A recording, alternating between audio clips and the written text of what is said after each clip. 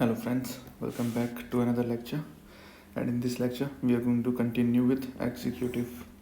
Alright, ये part 3 होने वाला है एग्जीक्यूटिव लेक्चर का, और इसके अंदर हम इस यूनियन एग्जीक्यूटिव के दो पोस्ट्स को स्टडी करने वाले हैं, एक vice president and prime minister. ठीक है, इनसे रिलेटेड जितनी भी पावर्स हैं और कैसे इन्हें चूज़ किया जाता है, we are going to study in this lecture. Alright, तो वाइस प्रेसिडेंट से we will start. Second highest office in the country. Vice president का ऑफिस सेकंड हाईएस्ट ऑफिस होता है in the country after the office of the president. ठीक है, और इन्हें elect किया जाता है by the members of an electoral college consisting of the members of both the houses. इन्हें इलेक्ट किया जाता है एक इलेक्टोरल कॉलेज के द्वारा जिसके अंदर मेंबर्स होते हैं पार्लियामेंट से. ठीक है, लोकसभा से भी राज्यसभा से भी, और वो इलेक्टेड और नॉमिनेटेड दोनों मेंबर्स होते हैं. ठीक है, तो बस आपको ये याद रखना है कि वाइस प्रेसिडेंट के इलेक्शन में इलेक्टेड एंड नॉमिनेटेड दोनों तरीके के जो मेंबर्स होते हैं पार्लियामेंट के वो वोट करते हैं. ठीक है, प्रेसिडेंट के अंदर आपको याद होगा वहाँ पे केवल इलेक्टेड मेंबर्स ही वोट करते हैं. Elected members of parliament and state legislative assembly of Delhi and Puducherry. ठीक है, ये तो इलेक्शन के अंदर इलेक्शन का प्रोसीजर है. अगर प्रेसिडेंट को इम्पीच करना हो, अगर प्रेसिडेंट की इम्पीचमेंट की बात है तो वहाँ पे कौन कौन वोट करता है?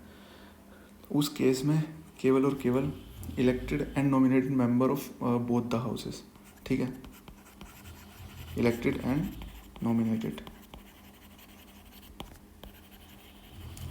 Nominated members of both Lok Sabha and Rajya Sabha.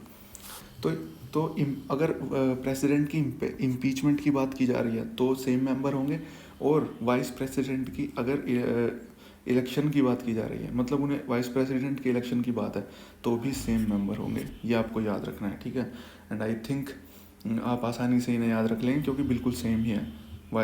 Vice president के इलेक्शन में और प्रेसिडेंट के इम्पीचमेंट में सेम मेंबर्स वोट करते हैं. ठीक है,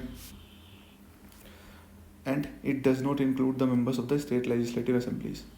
ये भी आपको याद रखना है. क्वालिफिकेशंस सेम होती हैं.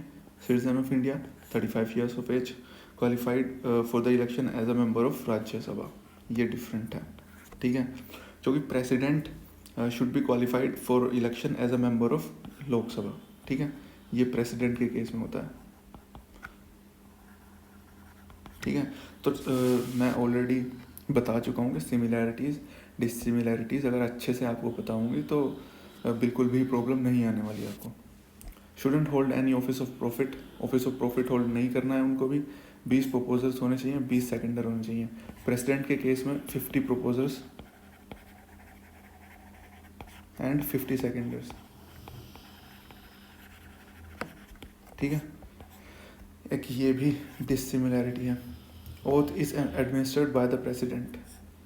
ठीक है, और इनकी ओथ एडमिनिस्टर करते हैं खुद प्रेसिडेंट और some other person appointed by him. अब कुछ कंडीशंस होती हैं इनके ऑफिस की, वो एक बार देख लेते हैं. Shouldn't be a member of either house of parliament और हाउस ऑफ स्टेट. किसी भी हाउस या तो पार्लियामेंट से भी ये मेंबर नहीं होने चाहिए या फिर किसी हाउस ऑफ स्टेट के भी मेंबर नहीं होने चाहिए. If he is then he has to vacant his seat. ठीक है, उस प्रेसिडेंट के केस में भी यही सेम जो है कंडीशन होती है. And he shouldn't hold any office of profit. ये हम ऑलरेडी देख चुके हैं. टर्म ऑफ ऑफिस की बात करें तो 5 years, and he can resign any time, and resignation letter to the president. ठीक है, प्रेसिडेंट इनको लेटर देते हैं और वाइस प्रेसिडेंट का रेजिग्नेशन लेटर प्रेसिडेंट को जाता है. ठीक है, he can be removed without an impeachment. इन्हें इम्पीचमेंट के बिना भी रिमूव किया जा सकता है। और इन्हें रिमूव करने का क्या प्रोसीजर है? Resolution of Rajya Sabha passed by an effective majority and agreed to by Lok Sabha. ठीक है, इन्हें रिमूव करने का जो प्रोसीजर होता है वो केवल और केवल राज्यसभा में ही टेबल किया जा सकता है। ठीक है, ये याद रखने वाला पॉइंट है। क्यों ऐसा, क्यों कि इन्हें केवल और केवल राज्यसभा में ही जो रिमूवल जो प्रोसीजर है वो स्टार्ट किया जा सकता है? ऐसा इसलिए क्योंकि ये एक्स ऑफिशियो चेयरमैन भी होते हैं राज्यसभा के। ठीक है, यानी कि पोस्ट की वजह से ये अपनी पोस्ट की वजह से चेयरमैन होते हैं राज्यसभा के। ठीक है, इसलिए इन्हें एक्स ऑफिशियो चेयरमैन बोलते हैं। ठीक है, एक्स ऑफिशियो का मतलब ही यही होता है कि कोई अपनी पोस्ट की वजह से किसी पद पर अगर होते हैं तो उनके आगे एक्स ऑफिशियो लगता है। ठीक है, तो ये एक्स ऑफिशियो चेयरमैन है। तो कोई भी अगर प्रेसिडेंट होता है तो वो चेयरमैन होता है राज्यसभा का, ये मतलब है एक्स ऑफिशियो का। ठीक है, तो वो एक्स ऑफिशियो चेयरमैन होते हैं राज्यसभा के, इसलिए उन्हें रिमूव करने का जो प्रोसीजर है वो केवल और केवल इनिशिएट राज्यसभा में ही किया जा सकता है। ठीक है, और इफेक्टिव मेजोरिटी से अगर पास किया जाए राज्यसभा में एंड देन लोकसभा में, दोनों से इफेक्टिव मेजोरिटी से पास किया जाए तो इन्हें इम्पीच किया जा सकता है, इन्हें रिमूव किया जा सकता है। तो इनकी थोड़ी सिंपल इम्पीचमेंट प्रोसेस होती है प्रेसिडेंट की इम्पीचमेंट प्रोसेस से। ठीक है, 14 days advance notice must be given before the resolution can be moved. ये प्रेसिडेंट के इम्पीचमेंट के केस में भी होता है। No grounds mentioned in the constitution, constitution में इन्हें रिमूव करने के ग्राउंड्स मेंशन नहीं है। ठीक है, ऐसा प्रेसिडेंट के केस में नहीं है। उन्हें रिमूव करने का ग्राउंड मेंशन है कॉन्स्टिट्यूशन में, and we have already seen that. Vice president can hold office beyond 5 years until his successor assumes charges, ये भी बिल्कुल सेम है। Eligible for re-election, can be elected any number of times. Okay, now vacancy.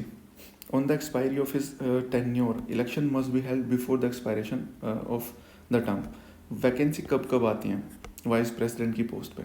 या तो उनका expire हो गया हो टर्म, ठीक है, यानी कि 5 साल पूरे हो गए हों तब, और उस केस में election must be held before the expiration of the term. उनके टर्म के एक्सपायर होने से पहले ही इलेक्शन हो जाना चाहिए। ठीक है, एक तो कंडीशन ये है। दूसरी कंडीशन, अगर वो रिज़ाइन कर दें, रेजिग्नेशन लेटर किसे देते हैं इस केस में? प्रेसिडेंट के पास जाता है, तो भी वैकेंसी आती है।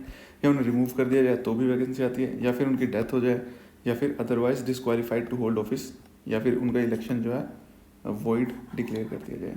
तो इन सारे केसेस के अंदर वैकेंसी आती है वाइस प्रेसिडेंट में, वाइस प्रेसिडेंट की पोस्ट पे। और जो इनके इलेक्शन डिस्प्यूट्स हैं वो सीधा सुप्रीम कोर्ट में जाते हैं, और वो सुप्रीम कोर्ट का डिसीजन फाइनल होता है। ठीक है, हम सुप्रीम कोर्ट में भी देख चुके हैं कि disputes regarding president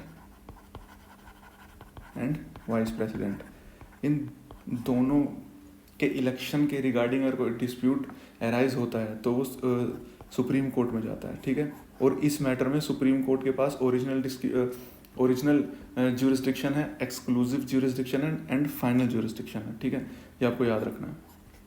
supreme court में we have already covered that. Election of a vice president can not be challenged on a ground that electoral college was incomplete.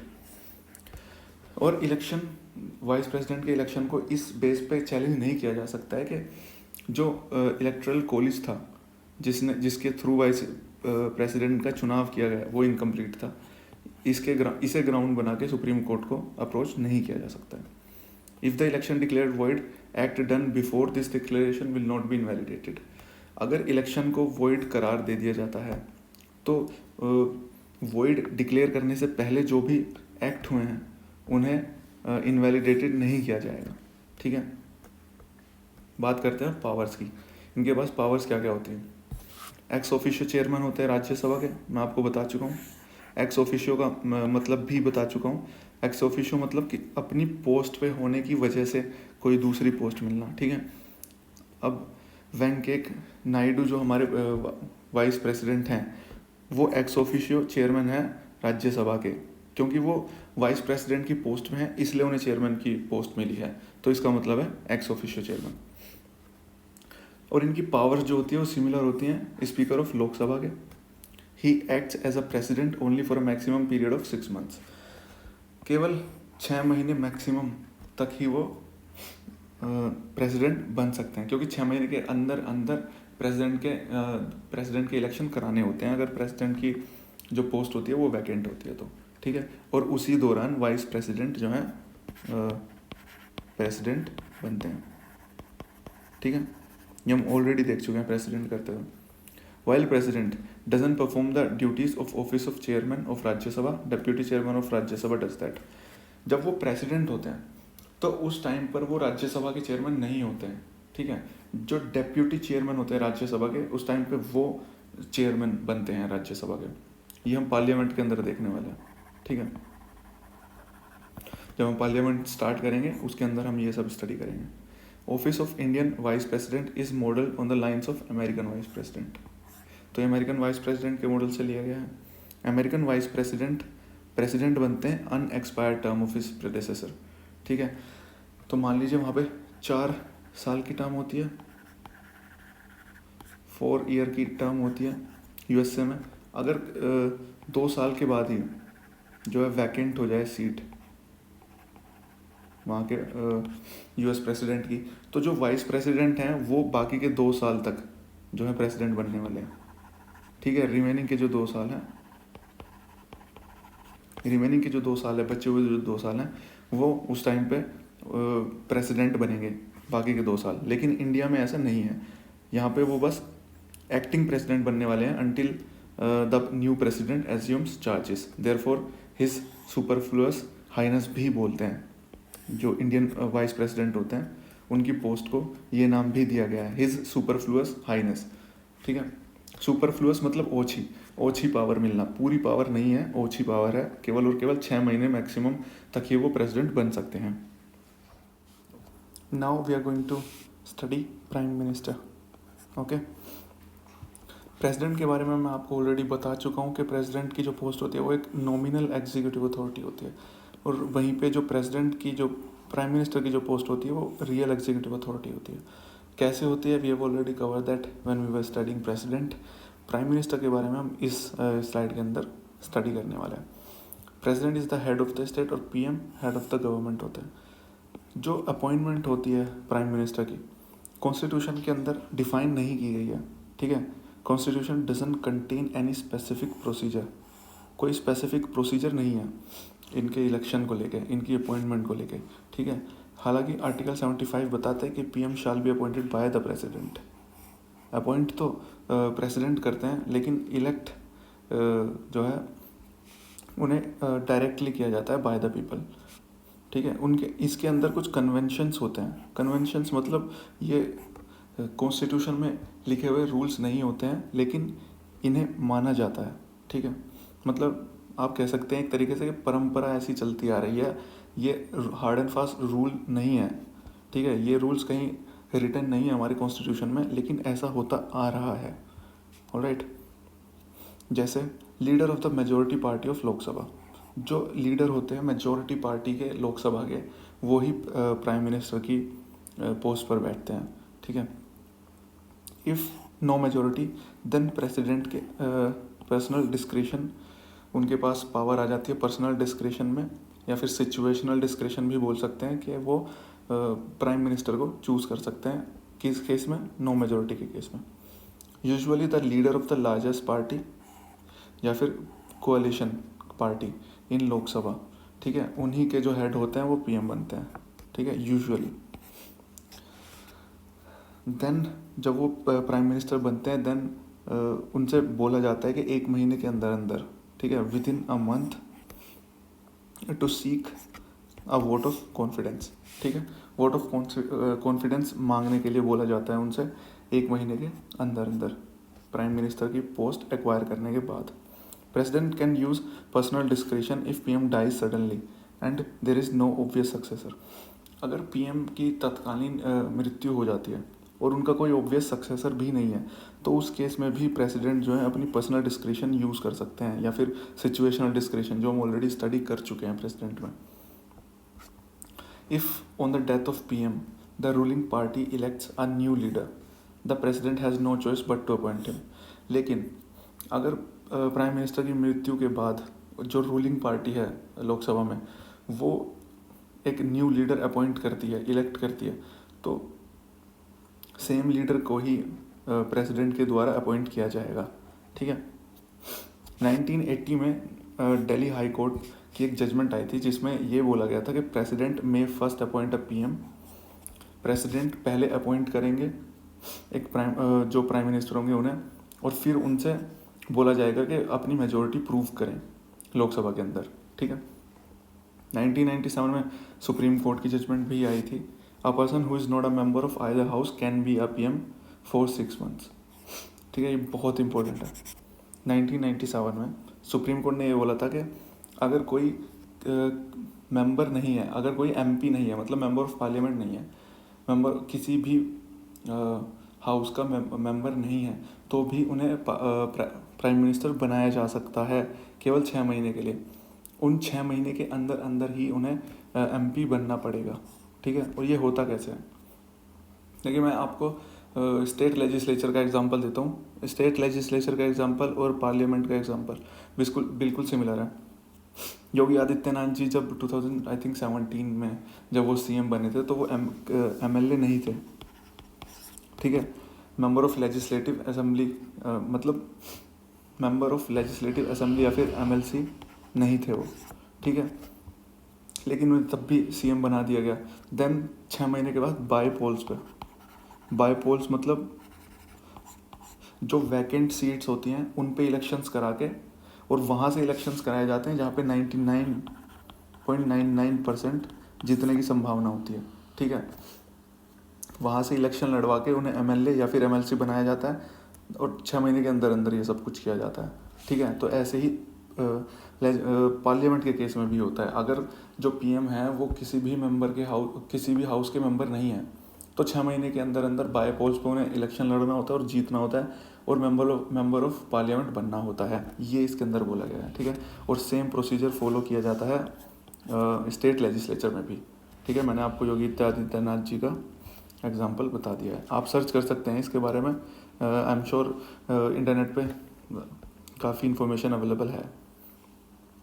Constitutionally PM can be a member of any house, और PM किसी भी house के member हो सकते हैं। लोकसभा के भी हो सकते हैं और राज्यसभा के भी हो सकते हैं।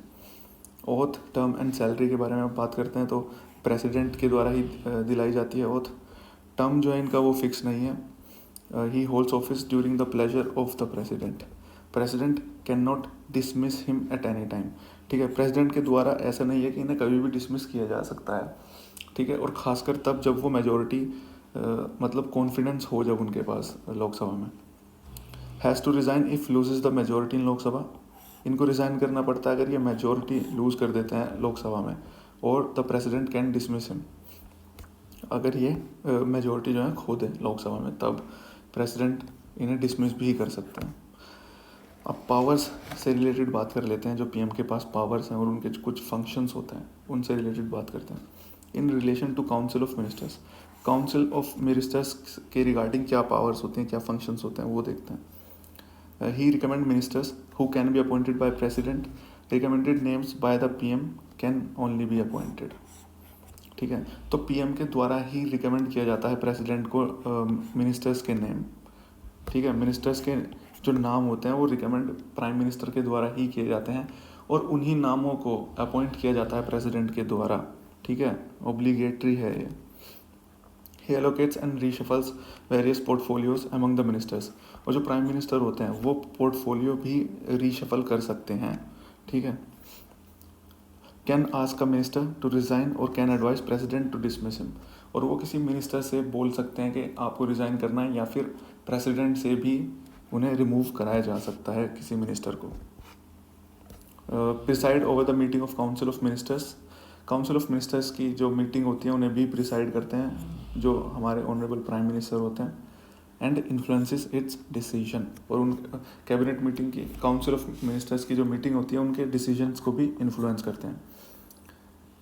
Guides, directs, controls and coordinates all the activities of the ministers. Ministers की सारी गतिविधियों को भी कंट्रोल करते हैं। अगर वो रेजिग्नेशन देते हैं तो काउंसिल जो होती है, ठीक है, काउंसिल ऑफ जो मिनिस्टर्स होती है वो काउंसिल कोलैप्स कर जाती है, ठीक है।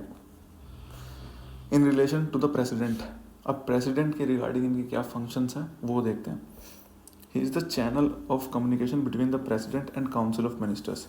तो काउंसिल ऑफ मिनिस्टर्स और प्रेसिडेंट के बीच का जो कम्युनिकेशन है उसके जो माध्यम होते हैं वो प्राइम मिनिस्टर ही होते हैं।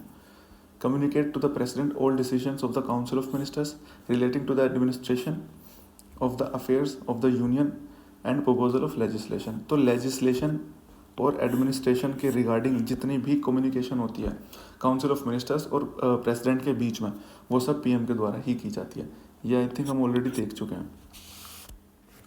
Now if the president so requires to submit for the consideration of the council of ministers any matter on which a decision has been taken by a minister but which has not been considered by the council।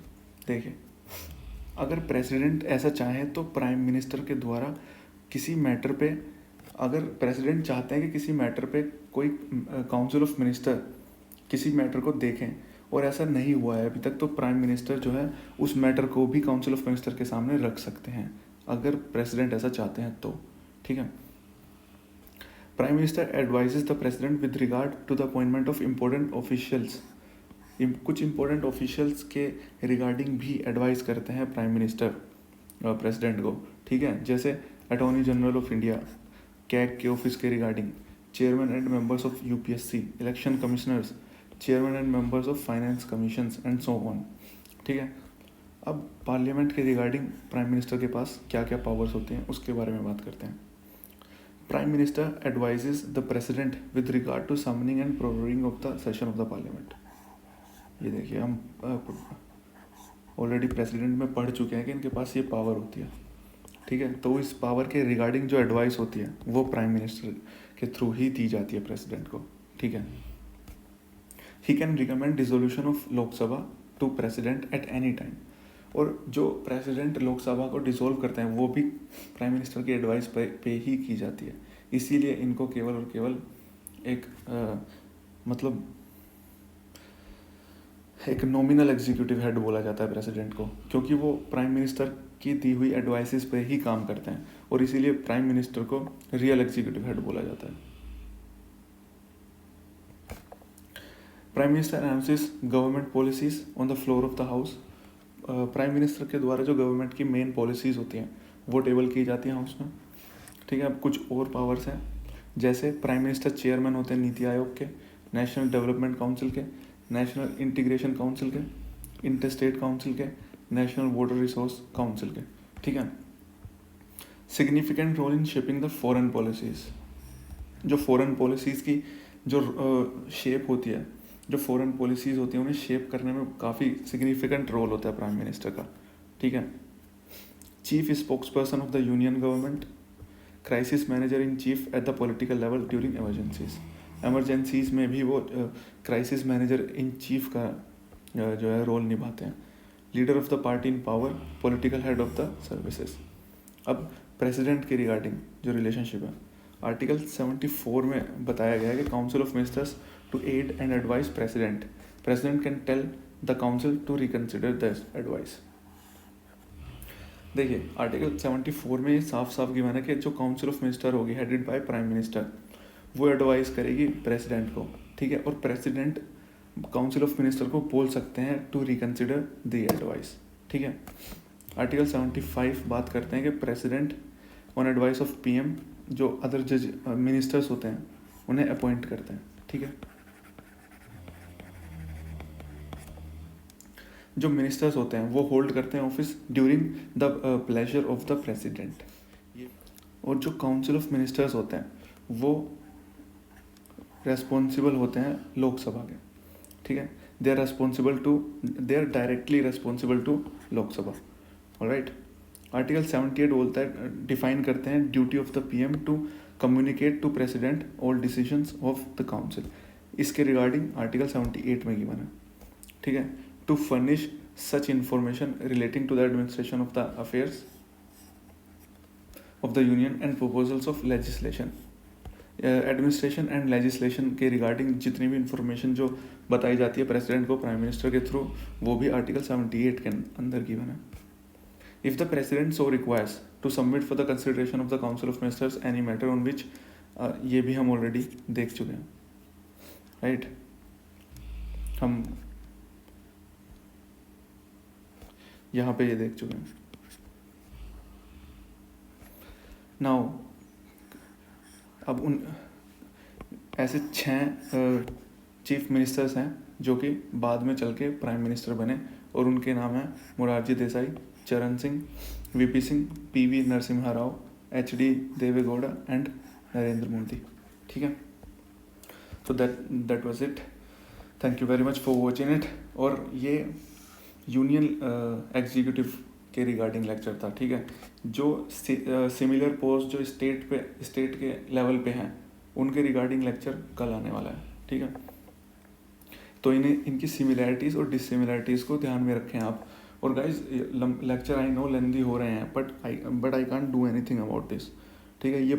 ये जो post हैं, ये जो union executive हैं, ये लेंदी ही हैं ये chapters, ठीक है। Thank you very much for watching it. अगर आपको पसंद आ रहे हैं लेक्चर्स तो do like it, share it with your friends and do subscribe to our channel. Thank you very much guys.